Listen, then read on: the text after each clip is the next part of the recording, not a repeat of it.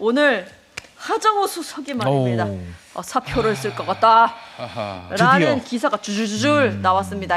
전은수 대변인까지도 이야기가 나왔죠. 좀 이제 아산이죠, 아산. 예, 충남 아산을 강훈식 비서실장이 비운 그 자리에 갈 것 같다라는 이야기가 흘러나왔습니다.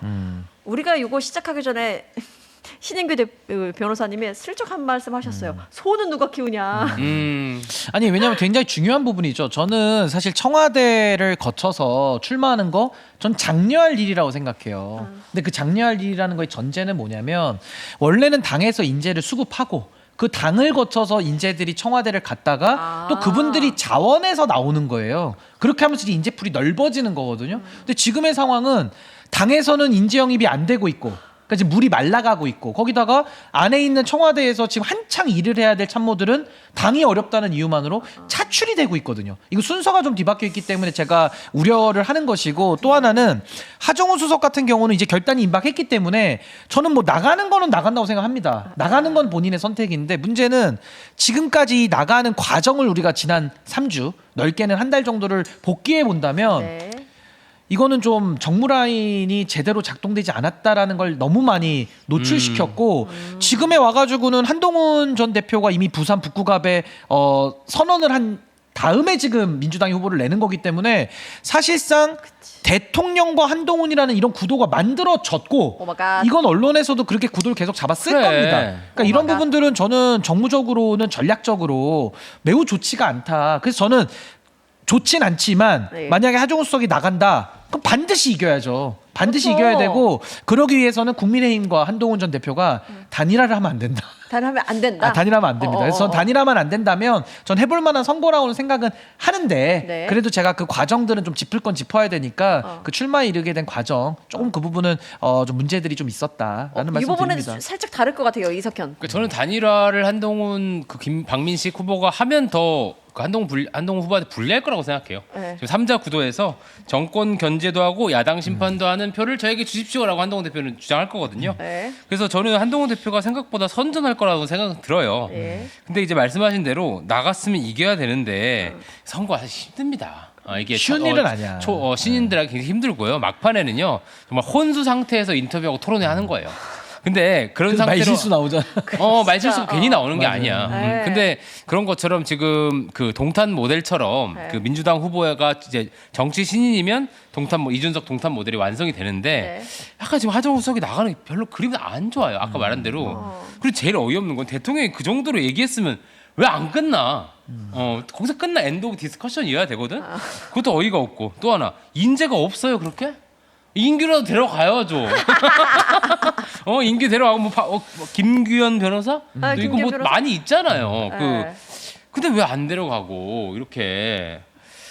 그러니까 자꾸... 결국 그 맥을 같이 하네. 당에서 사실 먼저 인재풀이 좀 왕성하게 확장이 된 다음에 그 다음에 청와대 가가지고 다시 또 자기의 의사에 의해서 출마를 하는 그림이 돼야 되는데. 일단 당에서부터 인재 영입이 제대로 되지 않았다. 그게 첫 번째 문제의 출발점이고 결국에는 핵심은 그거죠. 대통령께 굉장한 부담이 되는 출마라는 거예요. 지금 이 부산 북구 갑에 이 선거구 하나의 문제에 지나는 게 아니고 이 나오는 출마하는 과정에 이르는 것도 국민들은 다 보고 계신 거거든요. 그러니까 그 부분을 저는 뭐 언급을 드린 거고 일단은 출마를 결심을 했다면 저는 그것도 그래요. 아니 선거운동이라는 게 하루가 얼마나 급한데요. 하루가 정말 귀한 거거든요. 근데 그런 것들도 시간을 정치 신인을 부산 북구까지 내보내면서 이렇게까지 시간을 길게 끌어올 필요가 뭐가 있느냐. 이게 하정우 수석이 나간다고 하더라도 아니 선거운동 기간을 자체적으로 줄여버린 결과이기 때문에 별로 좋지 않거든요. 그러니까 그런 차원에서는 조금 이 부분은 저도 걱정은 좀 되는데 그래도 일단 나간다면 어떻게 이길 것이냐를 이건 정말 당 차원에서도 고민을 정말 깊게 해야 된다. 어떻게 이길 수 있어요? 어떻게 이기냐고요? 뭐 그건 생각을 좀 해봐야겠네. 근데 저는 선생인 것 같은데 지금 본인이 아니 지금 약간 그 혈당 스파이크가 왔으면 좀 인정 고백합니다. 근데 농담이고요.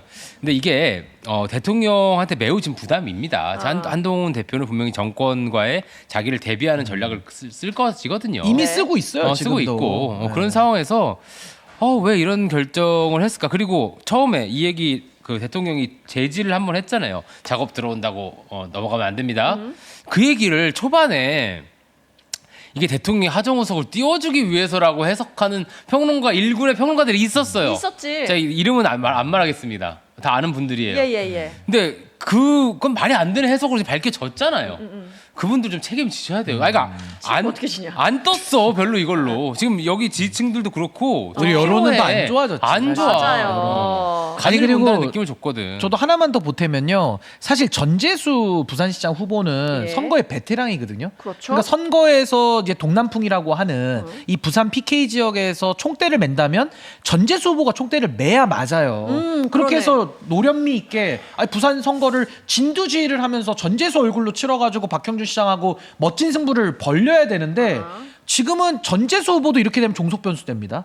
그냥 모든 포커스가 다 하정우 수석에게 가는 거예요. 아마 보도량도 부산 북구갑 얘기가 더 나올 겁니다. 왜? 옆에 한동훈 전 대표가 붙어 있잖아요. 지금도 그러고 있지. 거기다 국민의힘까지 있으니까 삼자구도 얼마나 언론에서 쓰기 좋은 구도입니까? 그러면 그 가장 주목을 받는 북구갑 선거가 된다는 것은 전재수라고 하는 그 베테랑 선거를 이끌 수 있는 선장을 또 위축시키는 효과가 나오는 수 거고 있겠네요. 또 하나는 하정우 수석이 저는 그래요. 선거라도 좀 뛰어보신 경험이 있다면 덜 불안한데 이분이 첫 선거야. 불안해하더라. 아니 인생의 첫 선거고 저는 그래서 하정우 수석 전 나가지 않는 게 좋겠다라는 얘기를 방금 여기 오기 전까지도 얘기하고 다녔거든요. 근데 이미 뭐 지금 뭐 나왔어요, 사퇴 다. 뭐 대통령께서 제가하신다고 하니까 이미 이제 제 얘기는 의미는 없어졌습니다만은 그 주목받는 선거를 하정우 선장으로 치른다라는 게 저는 그 부분은 굉장한 리스크 요인인 거예요. 그러니까 전 이게 왜 이렇게 당해서 하정우 수석에게 목을 매달아서 이 지경까지 왔고 아까 대통령께서도 정리하신 건데 이 정리가 안 돼 버렸잖아요. 그러게나 전 이 말입니다. 부분에 대해서는 저는 동의하기가 어렵습니다. 정치가 뭐길래?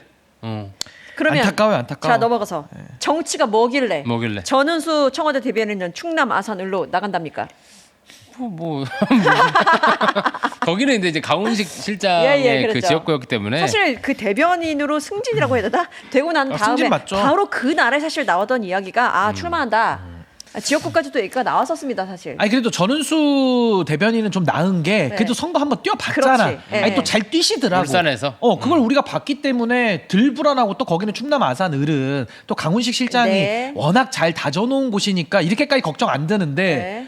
문제는 북구갑인 거예요 저는. 아. 이게 걱정이 돼서 돌고 하는 돌아 얘기입니다. 북갑이다. 네, 걱정이 돼서 그렇습니다. 예. 그 나중에 토론회 같은 거 하면 진짜 거기서 말실수 만만치 한번 않아요. 하고 만만치 그리고 않아요. 지금 일단 그 수석할 때 수석이 되면서 검증을 얼마나 받으셨는지 모르겠지만 이제 탈탈 털리거든요. 인생을 쫙 털리는 거야. 이제 그것도 이제 선거 처음이라는 게 그런 겁니다. 무슨 부동산이 있거나 뭐 예금이 얼마거나 주식이 있거나 다운 계약서를 쓰진 않았는지 등등해서 모든 게 이제 털리기 시작 무섭다. 마련이거든요. 네. 그런 준비가 되셨는지 모르겠지만 되셨길 바랍니다. 그리고 더 중요한 건 뭔지 아세요? 정청래 대표의 강권으로 이게 지금 이루어졌거든요. 오늘도 마지막 기사가 정청래 대표가 만나서 최종 이끌어낸 것처럼 돼 있어요. 그래요? 그럼 어떻게 되는지 기사가? 아세요? 북구갑 만약에 이기잖아요. 이기면 정청래 대표 공이에요. 그럼. 근데 만약에 지잖아요. 이 대통령이 책임지게 돼 있는 이상한 구조가 된 거예요. 그러니까 이런 거지. 이상한 이재명 구조야. 얘기 많이 했는데 아직 영남에서는 안 먹히네. 이런 식의 얘기를 퍼뜨릴 가능성이 있습니다. 예. 뭐 이런들 저런들 음. 그 나중에 돼가지고 되고 난 다음에 정청래 공이 크네, 정청래 덕분이네라고 이야기가 나올지언정 그래도 되는 게 중요한 거잖아요. 그렇죠. 지금으로서는. 예. 그러니까 이게 좀 그 되는 데 있어서 일단 이거는 전쟁이니까 선거는. 저는 아슬아슬할 거라고 생각해요. 오늘 쉬운 선거가 아닌 거죠. 여론조사 네. 보면은 보수 그 두 명 네. 한동훈, 박민식이 더하면 그 하정우 썩 넣고 한 거거든요. 네. 여론조사. 더 높아요. 한 5%인가 더 높고 밭 자체가 좀 보수 밭입니다. 그렇기 때문에 이렇게 라이브에서 하면 굉장히 고전할 것 같다는 걱정은 되네요. 네. 그러니까 저희는 사실 나올 것 같다고 저도 예상을 했지만 안 나오길 바라는 마음이 있었어요. 그러니까 지금은 이제 김두관 후보 같은 혹은 다른 지역의 어떤 보병이 가능한 베테랑들이. 이 바닥을 훑을 수 있는 분이 나가는 게 좋았는데 나가신다니 뭐 선전하시길 바라며. 네, 좋습니다.